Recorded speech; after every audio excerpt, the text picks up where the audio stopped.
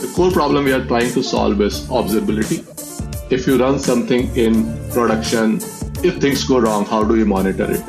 And when such problems happen, it's always a hair and fire problem. So the key use case we're trying to solve is to help people who are running applications in production to get proactive alerts much faster, and if some issues happen, to be able to solve it much easier. Hey, this is Brian, and you're listening to Jamstack Radio, a bi-weekly series where we discuss modern web development with maintainers, founders, and developers. Jamstack Radio is brought to you by Heavybit, the leading investor in developer-first startups. For more information, visit heavybit.com.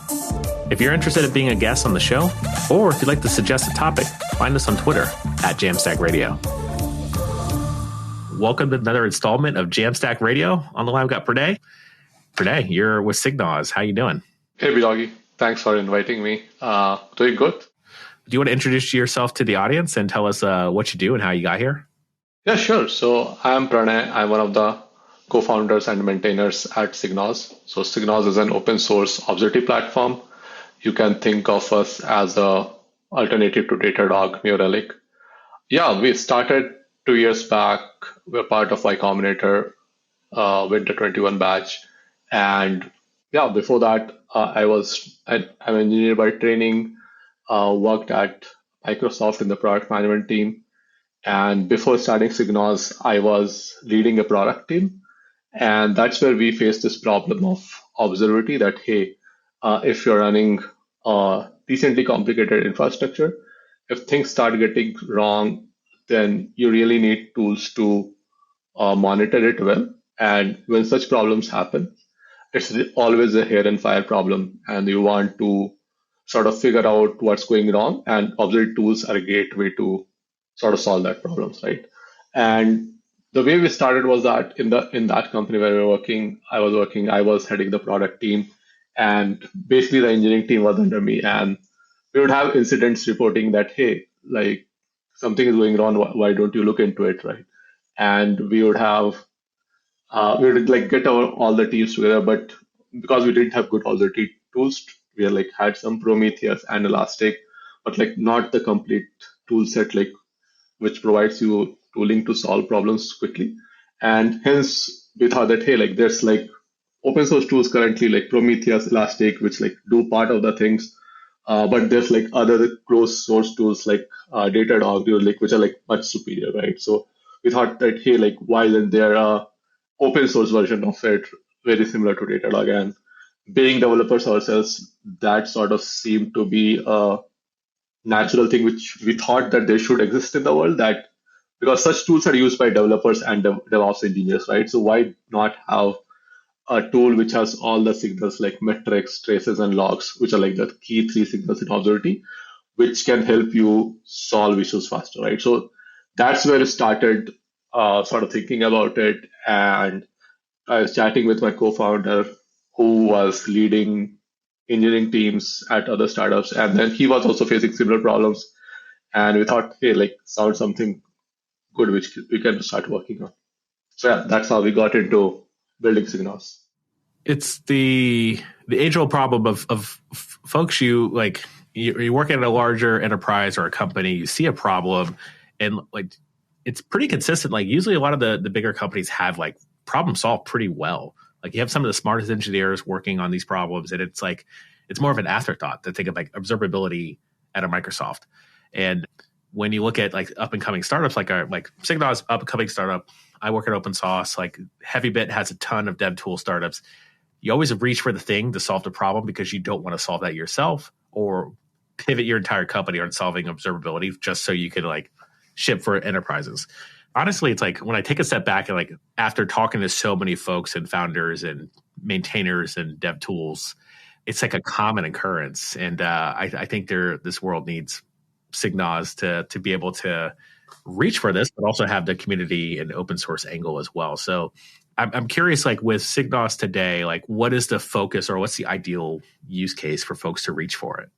Yeah, so the key value prop of SigNoz is that we have, so stepping back, so the core problem we are trying to solve is observability, right? Which is if you run something in production, you have applications running in AWS, if things go wrong, how do you monitor it? Or how do you get alerts proactively if you think something is going to go wrong, right? For example, you have APIs which your applications expose. What if these APIs are suddenly becoming slow? How do you monitor that, right? How do you monitor that, hey, my infrastructure is getting, like my CPU levels in my EC2 instance is getting, say, more than 80%, and how can you get alerts of that, right? So the key use case we're trying to solve is to help people who are running applications in production to get proactive alerts much faster, and if some issues happen, to be able to solve it much easier. And generally, this problem is called observability, and it has generally three signals, which is one is metrics, traces, and logs. Metrics are just like time series, which tells you that, okay, this is a state of my CPU at this point, this is memory at this point, etc. Right? Logs are logs, like you send events and that gets captured. And traces is it captures a request across the stack and then tells you like, hey, this request is taking this much time in this service, and hence you should look into this service. Or this is taking this much time in this database, and hence you should look into this database. So the key use case which you are focusing on now is really tying these three signals together. There are open source tools currently which has, like, for example, there is Prometheus which solves metrics. There is Elasticsearch which solves for logs. But I think we are on the first one which is trying to solve all these things together in an open source way, right? Like we have all the metrics, traces, and logs, and tie these things together much closely and do it in open source way. So that's the core focus. And the second key thing which we are doing is so there's a project called OpenTelemetry, which is a CNCF project, and it basically makes the instrumentation layer, which is how you send data to applications. Like they provide SDKs for that, right? And we are based on OpenTelemetry natively, so we are sort of working on top of this open source community and SDKs and building the backend and visualization layer for that. Cool.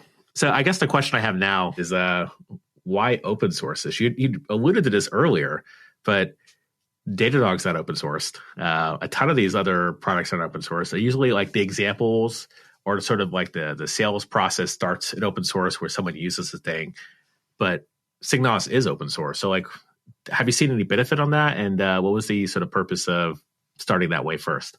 Yeah, so like as I said earlier, right, like why we started with open source was that because we believe that these tools are used by developers, and being open source is just like, as developers ourselves, we always start with an open source tool because one, you can just get it started much quickly, right? You can just start running in your laptop or running in your machine and then get set up with us. And then you also have a huge community generally around open source projects where you can like go ask questions. It's much easier to get help, right? And when we are starting and like when we're evaluating projects, that's where we're sort of getting frustrated with Datadog and like other closed source vendor that, hey, like you can start with the free trial, but there's no community around it which can tell you like how you can start using it, right? Or like if you have specific questions, how does that work? So that we find pretty empowering, that you can see a community around it and like start learning that tool much faster. You can ask questions that gets answered pretty quickly. And what you've seen is that being open source just helps you get feedback from the community much faster. So that's more from what has helped us in our product development, is that even if people are not contributing code, many people are just kicking the tires, using the product and sharing feedback, which I think is very valuable, especially for early products, right? Because we want to get feedback from there. So that has been pretty helpful for us. Open source also helps a lot, especially for our case. Open source is very important because we are based on like we use OpenTelemetry for our SDKs. So being an open source backend tool which consumes and visualizes that data sort of makes this the default sort of tool which goes with it, right? So you have an open source SDK, and then generally being an open source tool helps you get embedded in docs pretty easily. Like the community adopts it much faster, right? So the whole piece around getting feedback from people and then getting adopted by the community has been very helpful for us. Yeah, that makes a ton of sense too as well. Because like if someone can test drive this as fast as possible, that's the best way to sort of discover your customers through word of mouth and by having them be able to try it. So like my question to you is like how does this embed into their ecosystem and their deployment platforms? You mentioned SDKs. Like, are we installing some sort of middleware to our servers, or what's the approach? Okay, so the way people use SigNoz is that so you need to send data. So SigNoz is the backend data store and the visualization platform, right? Your applications and your infrastructure generate data. For example, like if an API call comes, how much time it took to respond to it, right? So suppose you are tracking API latency. So the SDKs in your application code, like for example, your Python code, will capture that data and it needs to send to a backend data store or backend platform. So that backend platform is SigNoz. Like it listens to that data, stores it, and also gives you a front end or like the visualization layer where you can play with it, create alerts, etc. Right? So the way you get embedded in the ecosystem is that, as I mentioned, OpenTelemetry, right? So they provide SDKs, which, for example, Python developers can embed in their Python code. And then you need a backend which understands that, right? And then sort of shows you graphs based on that data, etc. So that's where we get in. Like we give you default docs for OpenTelemetry SDKs and like how you can get like if you're using Prometheus exporters, how you can get your data into SigNoz and then store that and visualize that. This is fascinating because like I don't spend a lot of time in like the server side or the sort of cloud infrastructure of products, but I'm aware of the space. And like I think what we're actually kind of observing, because you mentioned OpenTelemetry and Prometheus a couple times, even and just recently, how do you install it? Like we have standards on how folks have been building software and building cloud and building infrastructure. And like, correct me if I'm wrong, but it sounds like you're able to adhere to some standards that folks are already using and the infrastructures that are building some of the best cloud providers that we all love and use. But they all could use SigNoz because if you're using OpenTelemetry or familiar, or if you leverage Prometheus in your setup, I think we could actually thank the folks like Kubernetes, obviously giving us like a standard for orchestration. But I think the CNCF, like those are OpenTelemetry and Prometheus are both CNCF projects. So like now we have a standard that came through open source that now is building our cloud infrastructure, and now we have tools like SigNoz that could play very nicely to that. So like, have you? I assume you've been involved in this space and seeing all the sort of the come up of all these projects. Like, what's your take on foundations like the CNCF? Did they just set you up for success to knock your product out the park and have pretty much everyone adopt it? Yeah. So OpenTelemetry as a project is very interesting, right? So till now, till like before coming of OpenTelemetry, what has been happening is that each vendor like Datadog would have their own SDK and they would people will use their SDK and then use that SDK to send data to Datadog, right? New Relic will have their own SDK and then they will use that SDK to send data to New Relic, right? Few things are happening in this. One, everybody is creating their own SDK. So you are sort of investing that R&D multiple times, essentially doing the same thing. Second, once the company starts using one SDK, it's very difficult to move out, right? So if somebody gets locked into Datadog's SDK, it's very difficult for them to move out to sort of New Relic SDK. And that sort of acts as a moat, but from a customer perspective, it's become very sort of monopolistic environment, right? That essentially you're locked in there. You're locked into a particular vendor, right?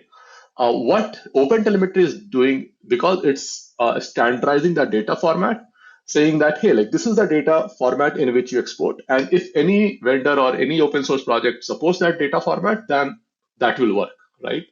And that has been very powerful. So as OpenTelemetry is getting more and more mature, and sort of we took a bet on OpenTelemetry in like 2021 when it was still pretty early, and now it is seeing much more adoption, lots more bigger companies are using it. So if somebody today instruments with OpenTelemetry, they can choose SigNoz or any other vendor which supports OpenTelemetry format, right? And that sort of leads to much better innovation in like this layer, which is like backend data store and the visualization layer, rather than just being saying that, hey, like you need to have a SDK also to understand that data, and sort of that's like much bigger effort. So what essentially CNCF, especially around OpenTelemetry, has done is sort of commoditize the SDK layer, commoditize the instrumentation layer, and then sort of open the platform up for innovation by different players on the visualization and data storefront, right? And which I think is pretty interesting. And we are seeing like today, OpenTelemetry is the second most active project in the CNCF community after Kubernetes. Yeah. So it's really like lots of big companies are picking it up, and we are seeing lots of sort of tailwind from that. And we think that it has potential to unlock a lot more innovation going forward. So as this data stream becomes, like the data format gets standardized, right? So more and more tools get built on it. Like there has been startups coming up which are sort of building test cases automatically based on this telemetry data, which you can't do if you don't have like a standardized data formats. Yeah, I mean, this is true. And I think this podcast being Jamstack Radio, it's like always find the thing to help you solve the problem so you can solve the harder problem. And I think with this is like, I don't need to get as in detailed of like learning personally observability for myself. I know the value of it. But like if I build a service to ingest data and then send data to other places, or a webhook service for my software, actually currently we just shipped a CLI built on Cobra. So it's a Go CLI. It's got services in there. We will eventually have some sort of telemetry in there as well. That's a challenge with CLI tools is like telemetry. Like you got to start early, because if you don't, people are going to question when you add it later. Yeah. But like there's like some clear standards in how you can do that now, and feel like you can do it anonymized and not feel like you're sort of sourcing a bunch of personal information. Yeah. Which I guess with SigNoz is the data that you stream. It's all about observability into your infrastructure. So actually, let me build you a scenario, and you pitch me on how I could leverage SigNoz in this. So LangChain is the thing where you could actually do prompts, collect prompts, and then do some pretty cool things that produce out of that. SourceGraph has a tool called Cody, which is like a very clear tool where you can take a repo, take embeddings, and then provide questions to prompt the Cody service to questions about your repo. We're building something similar. It's a intern project. We're building the same thing basically using LangChain. It was more of like, can we build it is the question that we had. And so we're building it, and we're about to stand this up on Azure. But now we need to figure out, because when you do the embeddings for a GitHub repo, some repos will take about 45 minutes to index, and some repos will take 36 seconds. So like we figured out using Rust on how to make it more of a couple minutes. But now we want to be able to identify, okay, what projects are taking 60 minutes and what projects are taking 3 seconds, and how can we index and optimize and provide a better interaction for the user? The answer I know is observability. Like we just put something in there to find out where the pain points are. But my pitch to you is pitch me using SigNoz in this situation. So this is not like the typical use case we serve. Our typical use case is around application monitoring. And as of now, we are more focused on backend services and like front-end services, right? So typical production services. But I'm guessing it's essentially like if it's like an application, basically what you can do is you can start traces there, which sort of tracks how much time a particular request is taking. Yeah. And if you track that, and then if you send that data to SigNoz, you should be able to see, okay, like if in your code, like there like say one process which take this much time, then second process took this much time, and third process took this much time, right? And so if you start sending that data, like that tracing data, then you can see in SigNoz that, okay, like this much took this much time, this much took this much time. And then you can see like what are the type of things, or like what are the queries which took how much time, and then you should be able to get that. It's not a typical use case which we support, but I guess like if you use tracing in this way, we have seen users who like use tracing in a very interesting way. Okay. Like they would use tracing to sort of test their dev environment, and like it's like they were testing a compiler tool, the performance of compiler tool using tracing. So I'm guessing that's something similar to what you would be doing. So yeah, each compiler instruction would span out a set of traces, and then they would monitor that, hey, like why that took time, and then they would add events in those traces. That okay, this took time, this trace got fired, and this event was fired, and then monitor that more closely, right? So I'm guessing you can do that with tracing and events, adding events to that. Okay. Yeah, I think that sounds like a good enough approach because like we have a front end interaction where you submit the repo and then we send it to our server. The server does the work and then you could ask questions to it. And as you ask questions, we can trace that experience, but it's that initial go embed, go find the embeddings of that project, hit the server. And what we've been doing, we haven't implemented it. Like we've just been testing this the past couple weekends. So what we've come to the solution is like serverless function to tell them when it's done. And that's as best as we could do. So like it takes 25 minutes. You get a little notification, hey, it's ready for your prompts. Because like that's the other challenge is like you've got the captive audience. You know it's going to take a while for them to go index this repo, but they've already walked away, started something else, opened a new tab. And we got to let them know, hey, thanks for trying us. I know it took a long time. We're ready for you to start doing some work with us. And it's an interesting like situation for us because we don't have a lot of products and services that do this heavy lifting. It's a lot of like we're using the GitHub API, we're using existing services to power the product. But this is where we have to do some computational heavy lifting. Yep. And like this is like one of the first places we're kind of like trying to figure out some like hand waving onboarding experience, but also be able to track and trace this to be able to say, okay, it's getting better. It's not best, which I do. I'll save my pick on how we're solving this in the pick section. But I do want to say, Pranay, enjoyed the conversation. If folks want to get started, I think you had alluded to this again, but for just reiterating, you've listened to this whole conversation. I want to try out SigNoz. I want to maybe read some documentation. Like where did they go?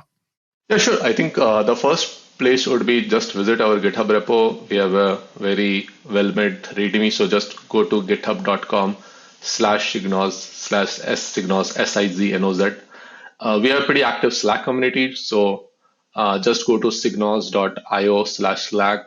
If you have any questions on like, does this use case make sense for SigNoz, or like you're trying to do this and facing some issues, just drop a comment there. And like we have today like around 2,600 members in a Slack community, so somebody should be able to help you out. And yeah, like go to signoz.io/docs if you just want to see how to get started. Sounds good. Well, thanks for that conversation. I want to transition us to picks. So these things that we're jamming on, things that keeping us going throughout the day. Could be music, food, could be whatever your tips for working remotely. Yeah, all of it's valid. And if you don't mind, I'll go first. So I was going to mention, so we had this Octernship program. So if you haven't checked out the Octern program, folks who are listening, I had a great experience. I don't think I actually shared this as a pick, but I think it's like education.com/Octerns. And every, I guess, spring at this point, this is the first year they've done it, they get a bunch of college students to submit to do internships for open source projects. So they reach out to maintainers and companies that have open source, and you do a proper interview process. So we had about 500 applicants for our internship program.